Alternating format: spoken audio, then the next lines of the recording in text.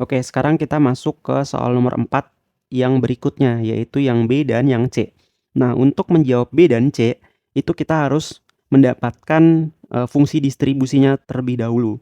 Nah, fungsi distribusinya ini sudah kita dapatkan di video sebelumnya. Jadi, di video sebelumnya kita mendapatkan kesimpulan yang ini. Ini fungsi distribusinya. Kayak gitu. Nah, terus di sini ya, kita akan coba menghitung nilai peluang saat X-nya itu kurang dari 4 gitu. Nah, di sini kalau kita coba jawab, sini kita jawab yang B itu P saat nilai X-nya kurang dari 4. Kayak gitu. Nah, di sini kita coba lihat X kurang dari 4 itu ada di angka berapa sih? Kalau kita coba lihat ini dalam bentuk garis bilangan ya, dalam garis bilangan itu di sini kan ada 2, di sini ada 5. Nah, kurang dari 2 itu hasilnya 0 di sini ya. 0, terus lebih besar dari 5 hasilnya di sini 1. Nah, angka 4 ini itu ada di bagian mana nih? Apakah 4 itu ada di bagian sini atau di sini atau ada di sini? Pasti jelas jawabannya adalah di antara 2 sampai 5. Kenapa? Karena setelah 2 kan 3, setelah 3 itu kan 4 gitu. Nah, berarti kita nanti menggunakan fungsi distribusi yang ada di sini. Gitu ya. Jadi P di sini X kurang dari 4, maka kita akan menggunakan fungsi distribusi yang ini, ya kan? Karena di antara 2 sampai 5 di sini tuh ada angka 4, gitu. Jadi di sini sama dengan fungsi distribusinya kita coba tulis X pangkat 2 ditambah dengan 2X dikurang 8 dibagi dengan 27. Sama dengan, nah X-nya kita ubah jadi 4. Jadi di sini 4 pangkat 2 ditambah dengan 2. X-nya kita ganti 4 dikurang 8 dibagi dengan 27. Nah, ini tinggal kita lakukan perhitungan biasa. Nanti hasilnya itu 16/27. Kayak gitu. Oke.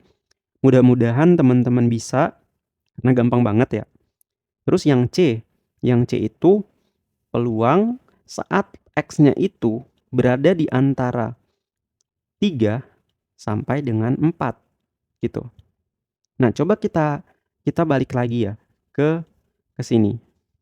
Nah, kita coba lihat dulu ya. Yang pertama ada angka 3.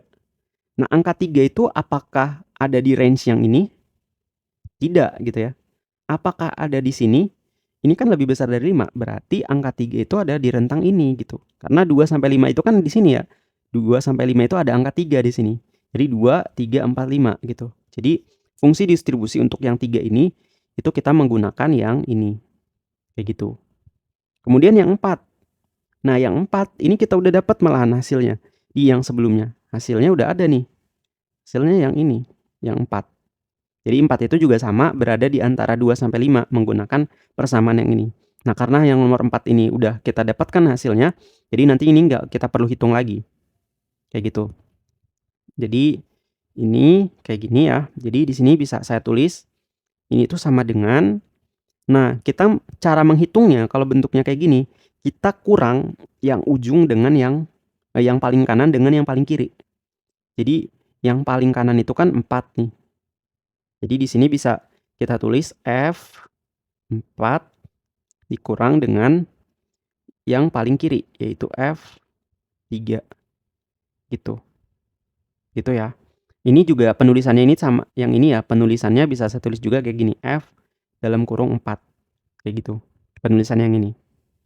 Jadi F4-nya ini udah ada nilainya, yaitu 16 dibagi dengan 27. Sedangkan yang F3-nya itu kita masukkan nilai 3 ini ke persamaan yang ini. Jadi di sini bisa saya tulis X-nya saya ganti dengan 3, jadi 3 pangkat 2 ditambah dengan 2, X-nya kita ganti 3, 2 kali 3 dikurang 8 dibagi dengan 27. Nah, ini tinggal dilakukan perhitungan, nanti hasil akhirnya itu sama dengan 1/3. Kayak gitu. Mungkin itu aja untuk pembahasan di soal nomor 4. Sampai jumpa di pembahasan di soal nomor 5 yang lebih sulit juga gitu. Oke, saya tutup videonya. Wassalamualaikum warahmatullahi wabarakatuh.